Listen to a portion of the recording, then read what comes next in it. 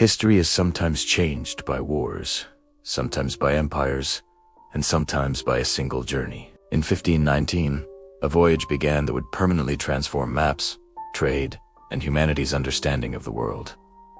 This is the story of Ferdinand Magellan, the late 15th and early 16th centuries. The world was not yet fully known. For European powers, the oceans were both fear and opportunity. The search for spices, gold, and new trade routes pushed sailors toward the unknown. Ferdinand Magellan, a Portuguese navigator, met the sea at a young age. He joined Eastern expeditions, sailed across the Indian Ocean, and learned the trade routes. But one question stayed in his mind. Was it possible to reach the East by sailing west? At that time, most navigators tried to reach Asia by sailing around Africa. Magellan proposed a far riskier but revolutionary idea. The Earth was round, and by sailing west, one could reach the East. The King of Portugal rejected his plan, but Magellan did not give up. He went to Spain and convinced the young King Charles the risk was enormous, but the reward was greater. A new route to the Spice Islands. In 1519, a small fleet of 5 ships left Spain. These ships were Trinidad, San Antonio, Concepcion, Victoria, and Santiago, around 270 men, sailing toward the unknown. Difficulties began immediately. The Atlantic was crossed, and a long search along the South American coast began. Maps were incomplete. Storms were harsh. Supplies were limited. The crew was exhausted. Months later, Magellan was forced to winter along the coast of present-day Argentina. Cold, hunger, and uncertainty. In this environment, a mutiny broke out. Some captains wanted to return. Magellan remained firm. He restored discipline. The expedition continued. And finally, in 1520, a narrow and complex waterway was found. Dangerous, long, and unknown. Today, this passage carries his name. The Strait of Magellan. This was the first discovered sea route connecting the Atlantic and Pacific Oceans. It was not only a geographic discovery, it rewrote global trade and maps, but the real test was yet to come. Magellan and his fleet entered the Pacific Ocean for the first time in history. He named it Pacific, meaning peaceful, but the journey was anything but peaceful.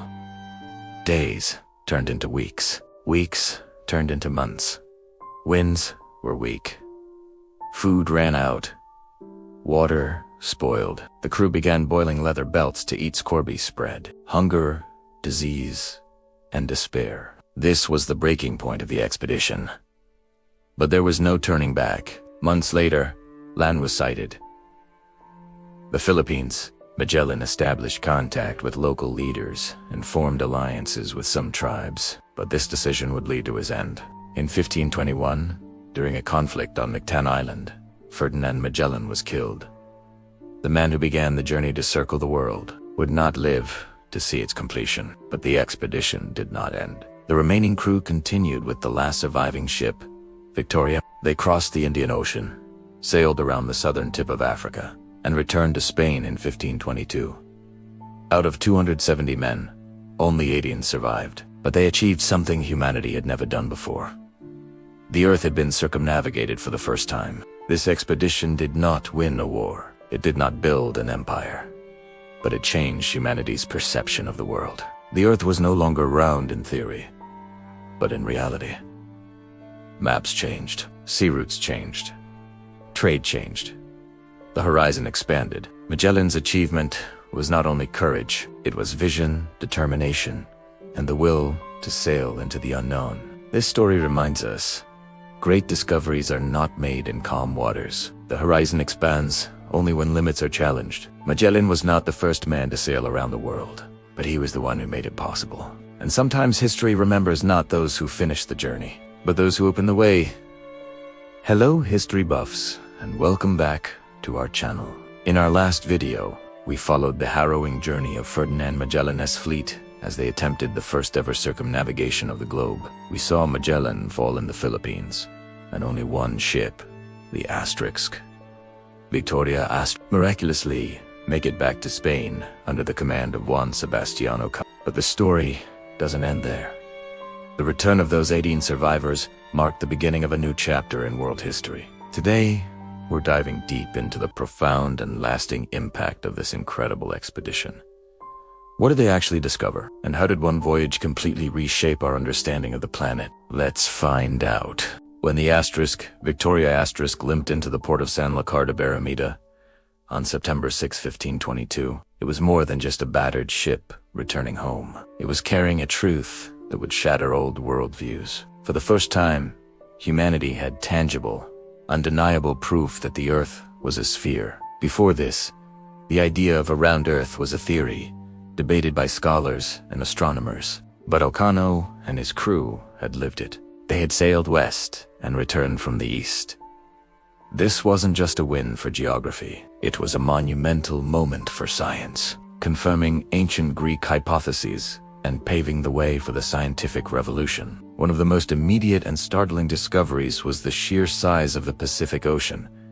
Magellan had grossly underestimated it. He thought it would be a small sea, easily crossed in a few days. Instead, his crew endured 99 days of starvation and sickness on an endless blue expanse. The expedition's logs revealed an ocean far vaster than anyone in Europe had ever imagined, covering about a third of the globe. This single discovery forced cartographers to completely redraw their maps. The world was suddenly much, much bigger.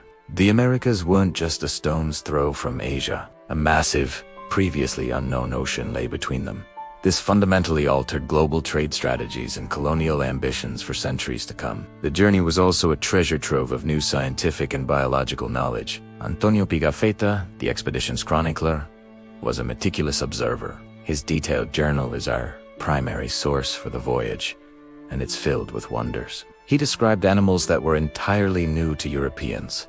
Imagine their astonishment reading about a camel without humps, which we now know as the llama or guan. He wrote of black geese that had to be skinned instead of plucked, which were, of course, penguins. His descriptions of flying fish, sharks, and the rich biodiversity of the lands they visited were like dispatches from another world. Pigafetta's journal also gave Europe its first detailed ethnographic accounts of the peoples of Patagonia, Guam, the Philippines, and the Spice Islands. He recorded their customs, languages, and social structures. For instance, he compiled one of the first ever dictionaries of the Cebuano language in the Philippines. While these observations were undoubtedly filtered through a 16th century European lens, they provided an unprecedented glimpse into the diversity of human cultures across the globe. It was the beginning of a globalized perspective, for better or for worse, connecting disparate parts of the world in a way that had never happened before. There was also a fascinating and perplexing discovery upon their return related to time itself.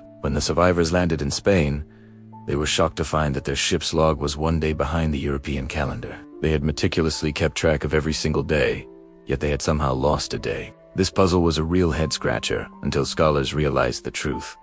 By constantly traveling westward, against the Earth's rotation, they had experienced one less sunrise than the people who stayed in Europe. This was the first practical demonstration of what we now know as the International Dateline. It was an accidental, yet profound, discovery about the relationship between time, longitude, and the Earth's rotation. Of course, the economic impact was huge. While only one ship returned, its cargo of about 26 tons of cloves and cinnamon was so valuable that it more than paid for the entire cost of the 5-ship expedition, and even turned a profit. This proved that a westward route to the Spice Islands was viable, even if it was incredibly dangerous. It intensified the rivalry between Spain and Portugal to settle their disputes over these new territories. They signed the Treaty of Zaragoza in 1529, which essentially drew another line across the globe, dividing the world between them. Spain sold its claim to the Spice Islands to Portugal, but solidified its control over the Philippines, establishing a colony that would last for over 300 years and become a crucial hub in the first truly global trade network. This leads us to the Manila-Acapulco-Gajayan trade, the discovery of a return route across the Pacific from Asia to the Americas in the 1560s was the final piece of the puzzle. For 250 years, Spanish galleons would sail from Acapulco in Mexico, laden with silver from the Americas, to Manila in the Philippines. There, they would trade the silver for silk, porcelain, and spices from China and the rest of Asia. The ships would then sail back to Acapulco, completing a circuit that connected Asia, the Americas, and Europe. This was the birth of the first truly global economy, a direct legacy of Magellan's voyage. It fueled the Spanish Empire, transformed economies on 3 continents, and led to an unprecedented exchange of goods, ideas, and cultures, known as the Columbian Exchange, on a planetary scale. So what is the ultimate legacy of the Magellan Elcano expedition?